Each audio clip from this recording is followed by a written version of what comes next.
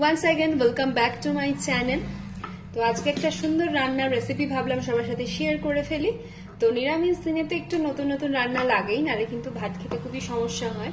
তো আজকে ভাবলাম একটা নিরামিষ দিনেরই রান্না একদম শেয়ার করি, পুরো একদম ভেজ রেসিপি, মোচার ঘন্ট।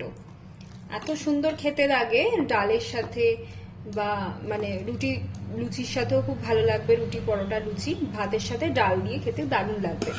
তো এরকম ধরনের তরকারি হলে কিন্তু আর কিন্তু অন্য কিছু লাগবেই না আমিষ জাতীয় খাবার। তাহলে চলুন দেখে নিই আজকে এই মোচার ঘন্টটা কিভাবে বানাচ্ছি।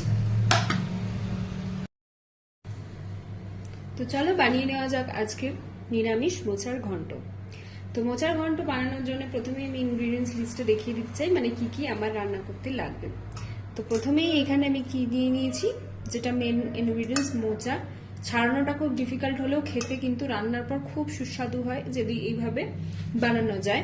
তো মোচাকে ভালো করে কেটে ধুয়ে পরিষ্কার করে, তো কাটা ধোয়ার সময় কিন্তু নুন হলুদ দিয়ে ভালো করে ভিজিয়ে রেখে ছিলাম, যাতে এর কষটা পুরো বেরিয়ে যায়, যাতে কোনো কষা ভাব না থাকে। হোল নাইট এভাবে ভিজিয়ে রেখেছিলাম বাছার পরে।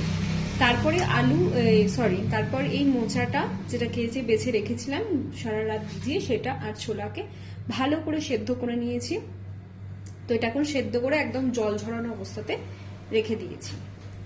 আর বাদবাকি কি কি লাগছে একটু দেখিয়ে দিই, যেহেতু এটা নিরামিষ মোচার ঘন্ট, একদম পুরো নিরামিষ এবং ভেজ দিনে একদম করলে জমে যাবে। তো এখানে ডুমো ডুমো করে যে আলু কেটে নিয়েছি, একটা বড় সাইজের আলু কেটে নিয়েছি।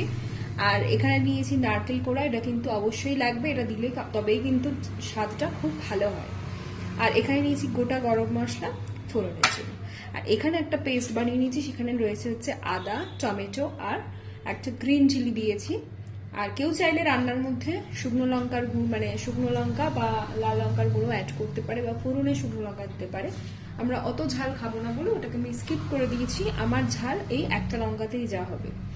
এরপর কিছু মশলা এটার মধ্যে আমি মিশিয়ে এটাকে একটা পেস্টের মতো, মানে পেস্ট তো অলরেডি আছে, এর মধ্যে আরো কিছু মশলা অ্যাড করে দেবো, খুবই বেসিক মশলা। যেমন দিয়ে দেবো হালকা একটু হলুদ, তারপর দিয়ে দেবো একটু জিরের গুঁড়োটা দিয়ে দিলাম। আর এরপর দেবো ধনের গুঁড়োটা কিন্তু খুবই সামান্য দেবো, মানে বোঝা যাবে না এরকমই দেবো, যাতে কোনো এক্সট্রা স্মেল না আসে। ধনের গুঁড়ো দিয়ে দিলাম। এইখানে আমরা কিন্তু চাইলে লঙ্কার গুঁড়ো অ্যাড করতে পারি, আমি বললাম যে আমরা ঝাল অত খাবো না। তো এরপর আমি দিয়ে দিচ্ছি একটু কাশ্মীরি লঙ্কার গুঁড়ো। কাশ্মীরি লঙ্কার গুঁড়োতে খুব সুন্দর একটা কালার আসছে তরকারিগুলো, তাই জন্য দিয়ে দেবো কাশ্মীরি লঙ্কার গুঁড়ো। আর নুন চিনি তো থাকছেই, স্বাদ মতো নুন চিনিও দিতে হবে। তো নুন চিনি এখন দেবো না, ওটা পরে মানে রান্না করার সময় যখন তরকারি কষানো হয়ে যাবে তখন কিন্তু দেবো। তো এই মশলাটাকে ভালো করে মিশিয়ে নিচ্ছি। আর এই মশলাটা মেশানো হয়ে গেলে এরপরে লাস্টে একটু এখানে অ্যাড করে দেবো গরম মশলা। গরম মশলা নামানোর আগেও দিতে হবে আর কষানোর সময়ও দিতে হবে, দিলে কিন্তু খুব ভালো টেস্ট হবে। আর একটা জিনিস লাগবে যেটা খুবই ম্যান্ডেটরি, সেটা হচ্ছে ঘি। তো এখানে আমি ইউজ করছি আমাদের ফেভারিট আমুলের ঘি। তো যাই হোক, আমুলের ঘি ইউজ করছি। তো ঘিটাও কিন্তু, ঘি আর নারকেল এই দুটো কিন্তু, মানে এই নারকেল আর ঘিটা কিন্তু লাগবে এখানে, মানে তবেই টেস্টটা অনেক ভালো হবে নিরামিষ তরকারি যেহেতু একদমই, সেই কারণে এটা খুবই দরকার। চলো এবার রান্নাটা শুরু করে নিই তাহলে। কড়াই ফ্রাইং প্যানে বা কড়াতে তেল নিয়ে নিয়েছি, 3 to 4 টেবিল স্পুনের মতো সর্ষের তেল নিয়ে নিয়েছি। এটা একটু গরম হবে। এবার মানুষের মনে সবার মনে প্রশ্ন আসতেই পারে যে আমি ইন্ডাকশনের এখানটা কেন দিয়ে দিয়েছি, কারণ এখানে কি হয় না, রান্না করলে ছিটে আসে। তো এই যে এখানে তো মানে কি বলবো বাটনগুলো থাকে, তো খুব নোংরা হয়ে যায়। এবং যেহেতু ইন্ডাকশন এটা কারেন্টে চলছে, তো জল দিয়ে মুছলে কিন্তু মানে একটা ইলেকট্রিক কি বলবো শকের ভয় থাকতে পারে, সেই কারণে আমি এখানে টিস্যু পেপারটা দিয়ে রাখছি। আপনারা চাইলে এখানে টিস্যু পেপার যদি গ্যাসে রান্না করেন সেখানে তো কোনো চাপ নেই, মুছে দেওয়া যাবে। কিন্তু যদি ইন্ডাকশন ইউজ করেন এই জিনিসটা কিন্তু মাথায় রাখবেন, তাহলে এটা কিন্তু অতটা মানে কি বলবো ভয়াবহ হবে না। টিস্যু পেপারটা ফেলে দিতে পারা যাবে, অথবা আপনারা এখানে একটা কোনো কটনের ন্যাকড়াও দিয়ে দিতে পারেন, সেটাও করতে পারেন। আমি এখানে টিস্যু পেপার নিয়েছি। তো যাই হোক, আমার তেলটা একদম এই যে ভাব বেরোচ্ছে, আমি হাত দিয়ে রেখে নিলাম। আর এই রান্নাটা কিন্তু পুরোটাই একটু লো টেম্পারেচারেই করবো, এখন অব্দি হাই টেম্পারেচার করবো না। দিয়ে দিচ্ছি আমার গোটা গরম মশলাগুলো, গোটা গরম মশলার সঙ্গে এখানে কিন্তু শুকনো লঙ্কাও দেওয়া যেতে পারে, শুকনো লঙ্কা আমি দিচ্ছি না। এবার বেশ সুন্দর একটা গন্ধ বেরোলে, আস্তে আস্তে বেরোচ্ছে গন্ধ। এই নারকেল কোড়াটা আমি আগে কুড়িয়ে রেখেছিলাম, এটা দিয়ে দেবো হাফ নারকেল কোড়া, হাফ নারকেল কোড়া দিয়ে দেবো। আর হাফ নারকেল কোড়া রেখে দেবো রান্নাটা পরে মানে লাস্টের দিকে দেওয়ার জন্য। তো খুবই মানে কি বলবো করছে, এই কারণেই দেওয়া এই সাদা নারকেল।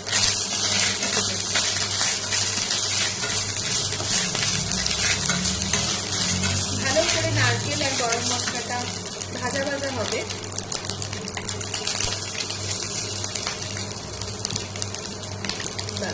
হাফ দিয়ে দিলাম নারকেল কোড়া।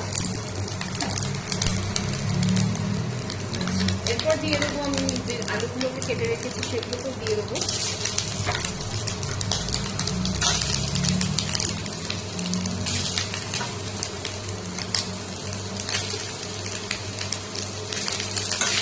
আচ্ছা, আলু আর নারকেলটাকে এবার মিক্স করে ভেজে নেবো আস্তে আস্তে। আলু আর নারকেলটা একদম ভালো করে ভাজা হয়ে গেছে, দুটোর কালার একদম চেঞ্জ হয়ে গেছে, নারকেলটাও লাল লাল হয়ে গেছে। তো ঠিক এই সময় যখন কালারটা চেঞ্জ হয়ে যাবে সেই টাইমটাতে আমি যে মানে কি বলবো যে মশলাটা রেডি করে রেখেছিলাম, মশলা বলতে এই যে আদা, টমেটো, কাঁচা লঙ্কা, হলুদ, কাশ্মীরি লঙ্কার গুঁড়ো, জিরে ধনের গুঁড়ো দিয়ে যে এই প্রিপারেশনটা করে রেখেছিলাম, এইটাকে আমি দিয়ে দেবো। মশলাটাকে ভালো করে কষাতে হবে, নাহলে কাঁচা মশলার গন্ধ ছাড়বে।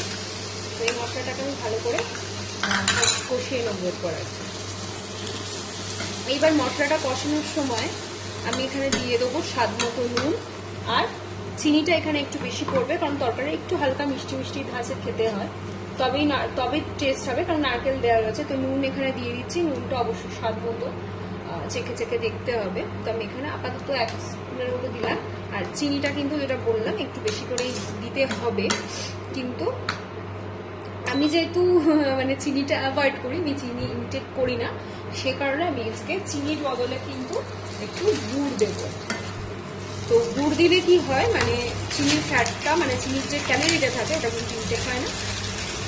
আপনার যদি চিনিতে মানে সমস্যা কারণ না থাকে, সবাই কিন্তু চিনি ডেফিনেটলি ইউজ করতে পারো, কোনো সমস্যা নেই। গুড় মানে হচ্ছে প্লেন নর্মাল যে ভেলি গুড় টাইপের পাওয়া যায় সেই গুড়টাই দিচ্ছি, কোনো ভেলি গুড় বা আখের গুড় সেইগুলো দিলে হবে না, সেগুলো দিলে রান্নার স্বাদ পাল্টে যাবে। নর্মাল যেটা গুড় পাওয়া যায় এই ভেলি গুড়টা, এইটাই দিয়ে দিচ্ছি, তাহলে কিন্তু এটা চিনির সাবস্টিটিউট হিসেবে কাজ করে আর চিনির ক্যালোরিটা যোগ হয়। তো আমি যেহেতু একটু ডায়েট করি বা মানে মেনটেন করি, সে কারণে কিন্তু আমি চিনি স্কিপ করলাম। অবশ্যই কিন্তু চাইলে চিনি ইউজ করাই যেতে পারে, চিনিতে কিন্তু কোনো রকমই সমস্যা নেই। তো এবার আমি এগুলো সব সমেত ভালো করে কষাবো মশলাটাকে, যতক্ষণ না পর্যন্ত একটু তেল ছেড়ে দিচ্ছে। ভালো করে কষিয়ে নেবো, তখন শুকনো শুকনো হয়ে আসবে, 5 থেকে বেশ তেল ছেড়ে দেবে, তখন আমি জল দিয়ে দেবো, গরম জল। তো মশলা কিন্তু একদম কষানো হয়ে গেছে, মশলা আলু এগুলো যদি দেখি তাহলে কিন্তু তেল ছেড়ে দিচ্ছে। এরপর আমি কি করবো, আমি যে সেদ্ধ করে রেখেছিলাম মোচা আর ছোলাটা, এটাকে আমি দিয়ে দেবো। মোচা ছোলার সাথে সমস্ত কিছু ভালো করে মাখিয়ে নেবো, মানে মশলা আলুটা একটু ভালো করে আবার নাড়বো, নেড়ে তারপরে আমি জল দিয়ে চাপা দিয়ে দেবো। তো দিয়ে দিলাম সমস্ত মোচা। কমেন্ট সেকশনে আমাকে জানিও যে যারা ভিডিওটা দেখবে আর কি, তারা কিন্তু জানিও যে কে কোথা থেকে কোন লোকেশন থেকে আমার ভিডিওটা দেখছো। আর অবশ্যই কিন্তু এটা ট্রাই করতে হবে নিরামিষ দিনে, কারণ নিরামিষ দিনে একটু ভালো মন্দ না হলে তো চলেই না। এরকম ভালো মন্দ খাবার হলে নিরামিষ দিনে কিন্তু কোনো আমিষ খাবারকে আর মিক্স করার কোনো বালাই থাকবে না। তো এই জিনিসগুলো কিন্তু ট্রাই করাই যেতে পারে। তো এইভাবে আমি মশলাটার সাথে আলুর সাথে মোচা আর সেদ্ধ করে রাখা ছোলা দিয়ে ভালো করে একটু কষিয়ে নেবো। এরকম কষানোর টাইমে আমি হালকা একটু জল দিয়ে দিচ্ছি, তাহলে আমার কষাতে আলু সুবিধা হবে এবং ভালো করে কষতে হবে, মানে তলাটা জ্বলে যেতে পারে। তো ভালো করে আমি এবারটাকে কষিয়ে নেব। ব্যাস মশলাটা আমার কষানো হয়ে গেল সুন্দর করে।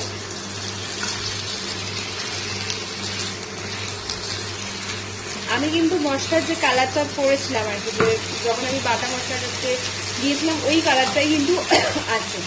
এটার একটাই রিজন, মোচাটাকে কিন্তু ওভারনাইট নুন আর হলুদ জলে ভিজিয়ে রাখতে হবে, নাহলে কিন্তু কষটা যদি না ছাড়ে তাহলে কিন্তু তরকারি কিন্তু কালো হয়ে যাবে। তো সেই রকমভাবে যদি করতে মানে করা যায় তাহলে কিন্তু মোচার তরকারি কালো হবে না। তো এটা মোটামুটি আমার কষানো হয়েই গেছে। এরপর আমি এটাকে ভালো করে জল দিয়ে ফুটতে দেবো। বেশ করে জল দিয়ে দিয়েছি, যতক্ষণ না আলু সেদ্ধ হবে, মশলাগুলো ভালো করে মাখো মাখো হয়ে যাবে। ব্যাস এরকম অবস্থাতে এই সময় আমি আর নুন টেস্ট করবো না, জলটা মরে গেলে, কারণ নুন তো অনেকটাই দিয়ে দিয়েছি। আর নুন এই মুহূর্তে আমার টেস্ট করা দরকার নেই, জলটা একটু শুকিয়ে এলে টেস্ট করবো। আর ওপর থেকে আমি নারকেল কোড়াটা তখন হাফ দিয়ে আমি রান্নার সময় দিয়েছিলাম, আর বাকি নারকেল কোড়াটা কিন্তু ওপর থেকে এরকম করে ছড়িয়ে দেবো। তবে কিন্তু নারকেলের যে ফ্লেভারটা সেটা কিন্তু ভালো করে মিশবে। দিয়ে আমি এটাকে কিছুক্ষণ জন্য মানে যতক্ষণ আলুটা সেদ্ধ হয়, জলটা একটু মরে যাবে, ততক্ষণের জন্য কিন্তু আমি এটাকে রেখে দেবো ঢাকা দিয়ে। ওই 5 to 10 মিনিটস মিনিমাম রাখবো এটাকে আমি। জলটা একদম শুকিয়ে গেছে, আমি সিদ্ধ করতে দিয়েছিলাম আর আমি দেখে নিয়েছি এই যে আলু সেদ্ধ হয়ে গেছে। এরপর আমি এটা শুকনো শুকনো আস্তে আস্তে এবার হয়ে আসছে। তো এইরকম সময় আমি এতে অ্যাড করবো হচ্ছে ঘি দেবো। তো এই 1 টিস্পুনের মতো, 1 টিস্পুন, এই স্পুনটা অনেকটাই বড়, ছোটো টিস্পুনের 1 টিস্পুন দিলেও ভালোই হবে। যাই হোক আমি এখানে হাফ টিস্পুন দিলাম, কারণ স্পুনটা অনেকটাই বড়। ঘি একটু বেশি দিলে ফ্লেভারই হবে, কিছু খারাপ কিছু হবে না। তো এই ঘি দিয়ে দিলাম নাবানোর সময়, আর ওপর থেকে দিয়ে দেবো হালকা একটু গরম মশলা। দিয়ে দিলাম গরম মশলা আর ঘি দিয়ে দিলাম, স্মেলটা একটা সুন্দর ছাড়বে। আর আমি নুন চিনি একদম মাপ করে নিয়েছি। আগেই যেরকম বললাম যে চিনিটা হবে এই রান্নাটার জন্য একটু বেশি, মানে একটু মিষ্টি মিষ্টি হবে, যেহেতু নারকেল দেওয়া থাকছে, তাহলে কিন্তু রান্নাটার স্বাদ কিন্তু খুব ভালো হবে। তো জলটা একদম শুকিয়ে গেছে, আমার কিন্তু তরকারিটা মানে মোচার ঘন্ট কিন্তু রেডি হয়ে গেছে। যদি ভালো লাগে অবশ্যই কিন্তু সাবস্ক্রাইব, লাইক করতে ভুলবেন না, সবার মধ্যে শেয়ার করে দিন।